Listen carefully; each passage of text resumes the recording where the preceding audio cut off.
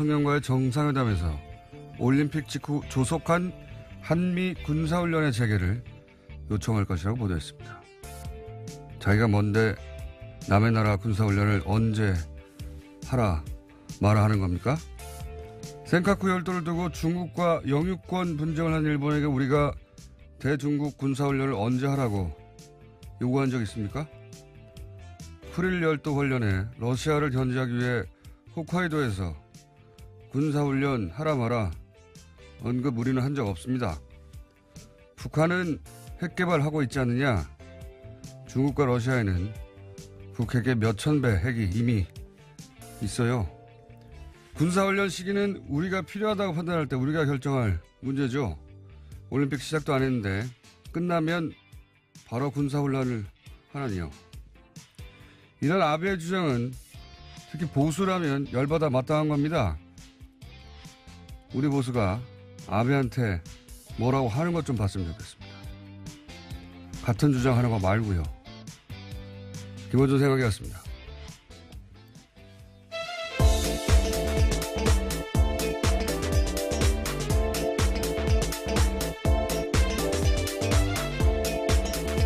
시사인의 김은지입니다. 컨디션 어떠십니까? 네, 월요일날 힘차게 시작해야죠. 힘차야 하는데 말이죠. 네, 힘내십시오. 아베가 이 학원 문제로 지지율이 폭락했을 때 북핵으로 탈출했죠. 예, 네, 그때 그런 전력이 있습니다. 지지율 폭락했을 때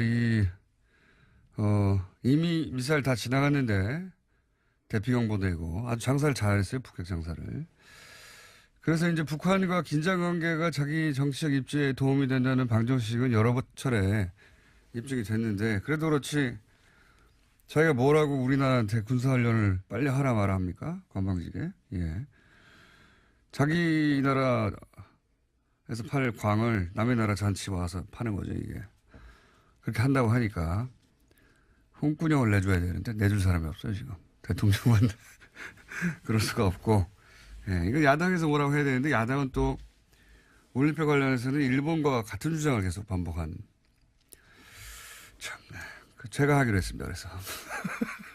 자, 첫 번째 뉴스는요. 네, 현직 검사가 강원랜드 채용 비리를 수사하는 과정에서 외압을 받았다라고 폭로했습니다. MBC와의 인터뷰였었는데요. 당시 춘천지검에서 이를 수사했던 안미영 검사가 자신의 이름과 얼굴을 밝히고 외압을 증언한 겁니다.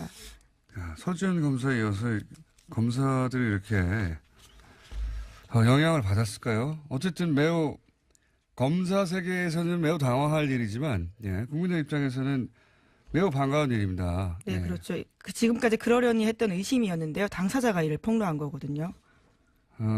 이게 검찰 내부에서 해결이 안 되니까 예.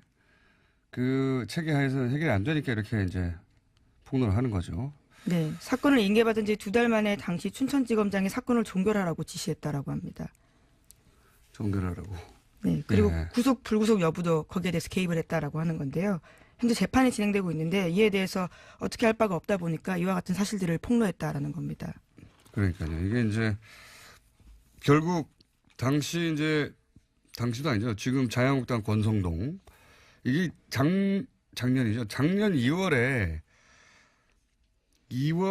이미 진행되던 사건이에요. 네, 박근혜 대통령 직무 정지 상태에서. 근데 이제, 여기서 김수남 당시 총장을 윗선이 만나고 오더니 이렇게 해라 저렇게 해라 갑자기 바뀌었다는 거잖아요. 예. 네, 그렇습니다. 하지만 당시에 자체 감사를 벌인 결과에 따라서 대규모 채용 비리 있었다라는 것들을 수사 의뢰했는데요. 그 비리의 규모만 봐도 깜짝 놀랍니다. 2012년부터 13년 사이에 500명 넘게 입사자가 있는데 여기서 490명 넘는 사람이 부정청탁 입사자다라는 겁니다. 거기에 거의 절반 이상 관여한 사람이 권선동 당시 법사위원장의 보좌관이 다 했다고 하고 뒤집었었죠 아마 제 기억으로는. 예, 염동열 의원의 지금 보좌관이 구속되어 있는 상태고요. 또 권성동 의원 같은 경우에는 인턴과 관련된 인턴을 부정청탁했다는 의혹이 있지만 이에 대해서 지금 부인하고 있습니다. 절반 가까이까지는 아니고요. 절반 가까이 아니었나요? 예. 제 기억으로는 국회의원 두 사람이 거의 대부분의 대부분의 채용 비리에 관여했었고, 그리고 권성동 의원이 밝혀지기로는 그 전화 통화를 당시 고검장 그리고 최흥집 사장과 엄청나게 했다. 네. 그런데 이제 권성동 법사위원장, 당시 법사위원장은 빠졌죠. 기소 내용에서. 그죠? 네, 이번에 기소되지 않았었고요. 관련해서도 이번에 안미영 검사가 증언을 한 겁니다. 또 재판 과정에서도 두 사람의 이름, 그러니까 자유한국당 권성동 의원과 염동열 의원의 이름은 불편해한다는 이유로 빼달라라고 증거 목록에서 요청을 했다라고 합니다. 불편하겠죠. 예, 당사자가 누군지는 정확하게 밝히진 않았는데요. 윗선에서 그러한 압력을 받았다라는 겁니다. 불편해한다. 불편하겠죠. 모든 범인들이 불편합니다. 자기 이름이 거론되는 걸. 불편해하니까 빼줘라. 수사를 다시 해야 되겠네요. 이거 아무래도. 네, 관련해서는 당사자들 모두 의혹을 부인하고 있는 상태이긴 합니다. 권성동 의원을 비롯해서요. 부인하겠죠. 이거 현재 검사가, 당시 수사했던 검사가 직접 이런 외압이 있었다. 오죽했으면 직접 나왔을까요? 예. 이 사안도 다시 들여다볼 사건이 되겠네요. 자, 다음 뉴스는요? 예, 또 어제 서지현 검사가 안태근 성추행 사건 진상조사단에 출석했습니다. 출석에 앞서 언론 인터뷰를 했는데요. 안태근 전 검사를 비호하는 세력이 자신을 음해하고 사건의 본질을 왜곡하고 있다라고 지적했습니다. 그들은 우병우 사단의 핵심으로서 검찰 인사를 좌지우지했던 사람들이다라는 설명도 했는데요. 자신과 관련된 온갖 음해를 퍼뜨리고 있다라는 겁니다. 그렇군요. 예. 사실 이 서지현 검사 사건은 중간에 약간 국면 전환이 되면서 프레임이 좀 바뀐 면이 있었어요. 김재현 변호사의 과거 전력 때문에도 그렇게 됐고, 예, 위안부 화해치유재단. 화해치유재단인가요? 예. 이 성폭행, 성추행 이런 사건들은 철저히 피해자 중심이어야 하는데, 그게 무엇보다 중요한데, 이제 화해치유재단은 피해자 입장은 배제되고 이제 국가와 일본 정부 사이 합의된 내용을 실행하는 재단이었죠. 예. 그러다 보니 이 재단 전력 혹은 발언들이 이제 발목을 잡고 그러면서 또 서검사와 가해자의 대결 국면이 아니라 서검사와 법무부가 중간에 조치를 잘했나 하면 그런 국면으로 전환되면서 이제 얘기가 많았죠. 근데 다행히 지금 김재현 변호사는 사퇴한 거죠. 예. 예, 사퇴했고요. 또 서지현 검사가 이에 대한 프레임을 명확하게 잡아준 겁니다. 예. 그러니까 이제 가해자, 예. 그렇죠. 예. 가해자의 지금 현재 사과도 없고 인정도 없고 기억이 나지 않는다가 전부 아닙니까? 다시 돌아가야 되는 거죠. 예. 그러고 보니까 안미연 검사도 서지현 검사 다 여성 검사네요. 원래 여성 검사들이 덜 비겁해요. 여성 검사뿐만 아니라 예, 조직 내에서 이런 문제, 조직의 잘못을 덮는 데 남자들이 더 적중입니다, 원래. 네, 또 다른 여자 검사가 또 있습니다. 이문정 검사인데요. 이번에는 조희진 검사장이 이 사건을 맡고 있는데 조사단장에서 사퇴해야 된다라는 주장도 했습니다. 과거에 후배 검사가 당한 검찰 내부의 성폭력 사건이 외부에 알려지지 않도록 막았던 전력이 있기 때문에 믿을 수 없다라는 취지의 이야기를 한 겁니다. 다 여성 검사네요, 그러고 보니까. 최근에 주요한 폭로들은. 자, 여검사님들은 화이팅이고요. 다음 뉴스는요? 네, 장성명 전 이명박 정부의 청와대 공직기강 비서관 또다시 구속영장 기각됐습니다. 그러니까 구속의 위기를 피한 건데요. 장 전 비서관은 이명박 정부 시절에 민간인 사찰, 의혹 폭로를 막는데 관여한 의혹을 받고 있습니다. 첫 번째 구속영장이 기각되자 검찰이 보강해서 재청구를 한 건데요. 이 또한 기각됐습니다. 서울중앙지법 오민석 영장전담 부장판사가 밝힌 이유는 다음과 같습니다. 피의자의 지위와 역할, 수사 진행 경과 등에 비춰 도망 및 증거인멸의 염려가 있다고 보기 어렵다입니다. 맨날 하는 소리고요. 이게 이제 굉장히 이상한 영장 기각이에요. 왜냐하면은 나머지 사람들은 인정을 했거든요. 예, 그 돈 원래 장인이었습니까? 장모였습니까? 예, 장인이었습니다. 관봉의 띠지에 묶여있는 돈이었는데요. 그걸 장인이 줬다라고 주장한 바가 있습니다. 그러니까요. 하는 총재라고 합니까? 하는은? 예. 하는 총재가 장인이었는지. 여하간 그것도 거짓말이었다는 걸 인정했고 다른 사람들은 다 인정했는데 이제 이 뉴스는 좀 해설을 해줘야 돼요. 그냥 기각됐다 이렇게만 자꾸 뉴스가 나오니까 의미가 사실관계만 나열하니까 이게 무슨 의미인지 어떻게 합니까? 얼마나 많은 사람들이 정말 구속되고 기각되고 있는데 이 기각의 의미는 간단합니다. 지금 현재 장성명 전 공직기강비서관은 돈은 전달했는데 위에서 지시를 받았다는 걸 부인하고 있거든요. 네, 그런 상황입니다. 지시- 돈 받았다는 것도 처음에 네. 부인했었는데요. 그것도 유충렬 전 행정관과 이야기를 하면서 그 사실만 인정하게 된 겁니다. 그러니까 다른 사람들은 다 인정을 했는데 요 고리가 어떤 고리냐면 여기서 이제 자기한테 지시한 사람이 누가 되냐면 민정수석이 되는 겁니다. 비서관이었으니까. 그리고 민정수석은 그 권재진 전 법무부 장관이에요. 그러면 그 다음은 대통령이에요. 예. 김관진, 임관빈 그 석방되는 것과 같은 맥락입니다. 길목이 차단되는 거죠. 그 위로 올라가는. 예.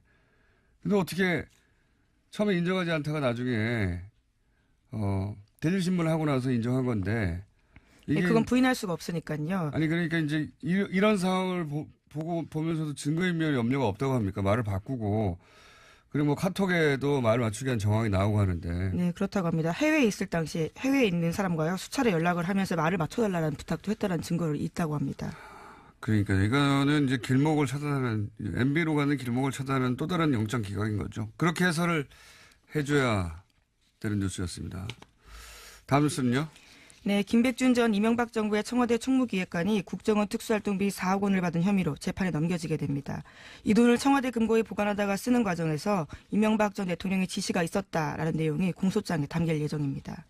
이게 이제 물론 구속된다고 해서 유죄가 되는 건 아니에요. 근데 김백준 전 기획관이 총무기획관이 구속이 안 됐으면 이렇게 말했겠습니까? 네. 구속이 된 다음에 집중적으로 조사를 받다 보니까 그 사이에 대통령 지시가 있었다는 걸 인정하게 되고 이런 과정을 거치는 건데 지금 길목을 차단하는 겁니다. 그 앞에. 하도 많은 사람 이름이 등장해서 어떤 의미인지 잘 모르시겠지만 이 기각은 주의해서 봐야 되는 기각입니다. 장성명 비서관이 중요한 게 아니라 지시를 받았다라는 네, 걸 예. 인정하지 않고 있거든요. 예, 이명박 전 대통령과 관련해서 특수활동비는 두 가지로 지금 수사가 나뉘어 있는데요. 한 가지가 김백준 쪽이고요. 또 한 가지가 장성명 쪽입니다. 그러니까 이 한쪽이 막혀 있다라고 볼 수 있는 거죠. 그래서 지금 비서관에서 막혀 있는 겁니다. 현재. 비서관은 인정하면 민정수석이 나오게 되는 거고요. 수석은 전 법무부 장관인데 당시 수석이었다는 게 중요하죠. 수석 위에는 대통령밖에 없는 거예요, 사실은. 거기로 가는 길목을 또 한 번 막은 부장판사가 영자조사 부장판사가 이번에 오민석 부장판사 예. 아주 많이 막았었죠.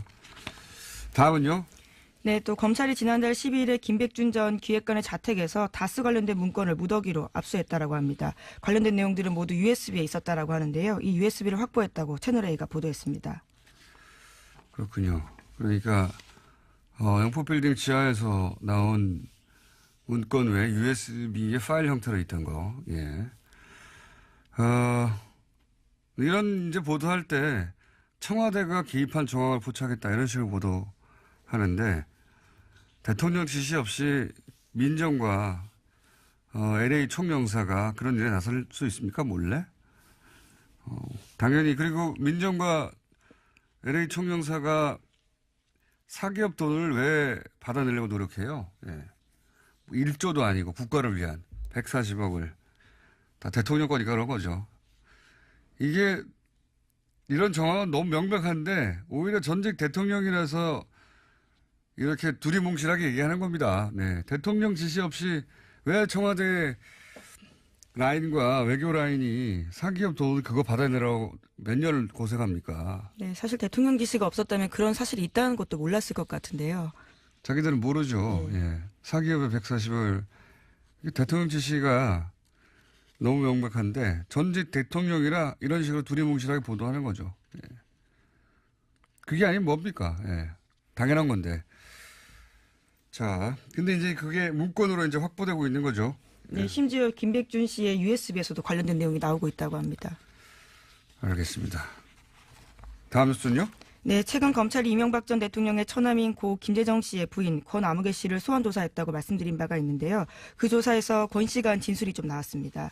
채널A 보도인데요. 다스 관련 재산 상속 문제를 남편 사망 뒤에 이명박 전 대통령과 상의했다라고 검찰 진술했다라고 합니다.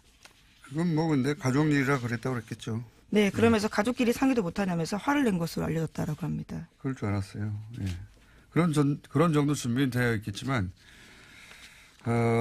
이런 태도가 과연 얼마까지 갈지는 모르겠습니다. 네.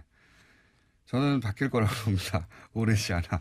본인이 불이익이 눈앞에 확실히, 보일 때.